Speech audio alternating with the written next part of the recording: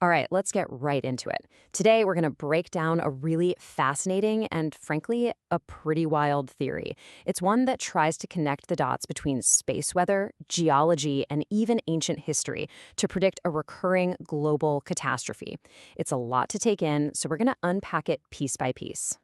And this is the claim that sits right at the very heart of it all. This comes from Ben Davidson, the theory's main proponent. He's not just saying this is something that could happen, he's arguing that it's happening right now, and we're just living through the very beginning of it.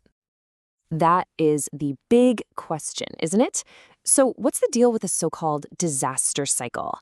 Let's break it down into its core ideas, starting with the foundation, the idea of a predictable, repeating catastrophe.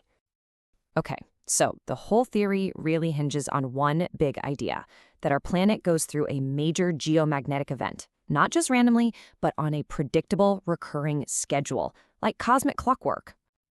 Now, this is super important. We're not talking about the kind of slow-motion pole reversal you might have learned about in geology class, the kind that takes hundreds of thousands of years.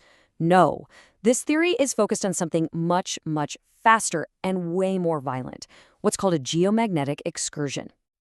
The theory is built on looking at the geological record and finding a pretty distinct pattern. It seems these excursions pop up in roughly 6,000-year intervals. But the really big ones, the most severe events, they seem to hit every 12,000 years. And here's where it gets, well, a little alarming. Based on this cycle, we're about 6,000 years out from the last minor event and a full 12,000 years from the last major one. So the theory's conclusion? We're due right now. Okay. So if we're supposedly due for one, are there any signs that it's actually happening?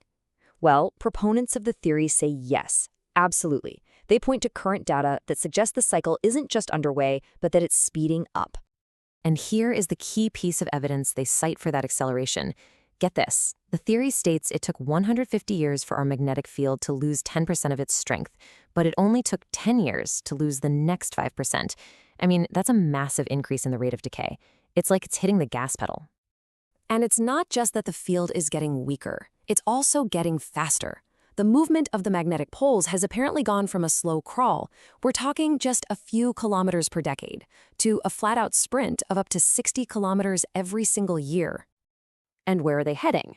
Well, according to the theory, both poles are moving away from this weak spot in the field known as the South Atlantic anomaly, and they're on a collision course right over the Indian Ocean, specifically in the Bay of Bengal. So what in the world could be causing all this? I mean, this is huge, right? Well, the theory proposes the trigger isn't something happening on Earth, but something that's happening to our entire solar system from the outside. This is the proposed culprit, a massive cosmic wave called the galactic current sheet. The theory claims that as our solar system passes through this sheet, its energy triggers a system-wide magnetic shift. It's an external trigger. And look, the argument is that this isn't just an Earth problem. Proponents say you can see the fingerprints of this thing all over the solar system. They point to all these anomalies, Jupiter's radio signals changing, Uranus's poles shifting, as evidence that one single external force is affecting every planet at the same time. Okay, you might want to buckle up because this is where things get really intense. This is the most catastrophic part of the theory. It explains how that galactic trigger is supposed to cause a physical and incredibly violent transformation of Earth itself. So that trigger leads to something called a solar micronova. Now, this isn't a supernova. The sun's not going to explode. It's more like a recurring, violent cosmic sneeze where the sun literally blasts its outer layer across the entire solar system. And this is wild.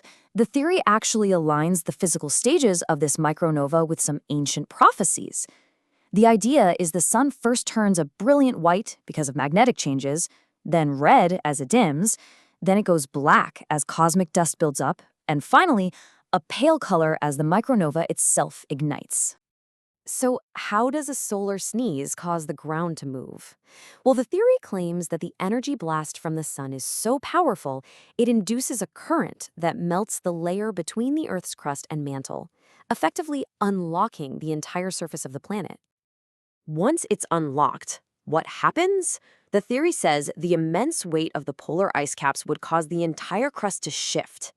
And we're not talking about a little bit. The proposed angle for this physical displacement is a staggering 90 degrees. And the time frame for this planet-altering 90-degree shift of the entire Earth's crust, moving the poles down to the equator? According to the theory, it all happens in just one single day, 24 hours. So, if that were to happen, what would the world even look like afterward? The aftermath described here would mean a complete and totally catastrophic reshaping of our planet, and, of course, our civilization.